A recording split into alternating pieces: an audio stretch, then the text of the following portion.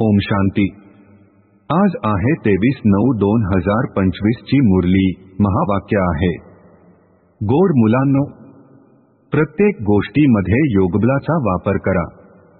बाबांना काहीही विचारण्याचे कारण नाही। तुम्ही ईश्वरीय संतान आहात, त्यामुळे कोणतेही आसुरी काम करू नका।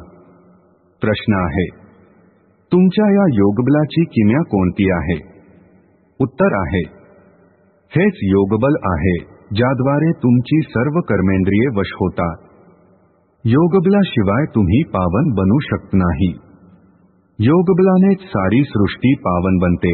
म्हणून पावन बनण्याकरिता अथवा भोजनाला शुद्ध बनविण्याकरिता बाबांच्या आठवणीच्या यात्रेमध्ये रहा।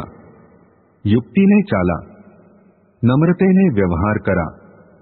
धारणेसाठी मुख्य सारांश आहे, 1.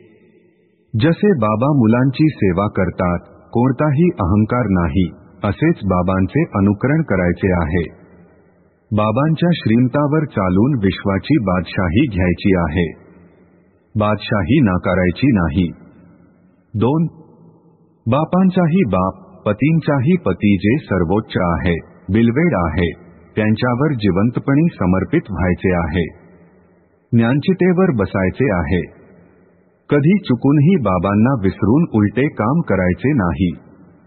आजचे वरदान आहे, आनंदाच्या अखूट खजिन्यांनी भरपूर सदैव निश्चिंत बादशहा भव।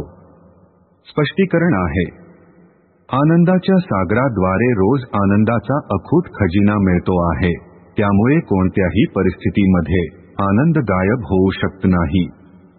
कोणत्याही गोष्टीची चिंता वाटू शकत नाही। असे नाही की संपत्तीचे काय होईल, परिवाराचे काय होईल, परिवर्तनच होईल ना। जुन्या दुनियेमध्ये कितीही श्रेष्ठ असो, परंतु सर्व आहे तर जुनेच ना। त्यामुळे निश्चिंत बनला आहात। जे होईल ते चांगलेच होईल। ब्राह्मणांसाठी सर्व चांगलेच आहे, काहीच वाईट नाही। तुमच्याकडे ही अशी बादशाही आहे ज्याला कोणीही हिरावून घेऊ शकत नाही। स्लोगन आहे, या संसाराला एक अलौकिक खेळ आणि परिस्थितींना खेळणी समजून चाला, तर कधीही निराश होणार नाही। ओम शांती।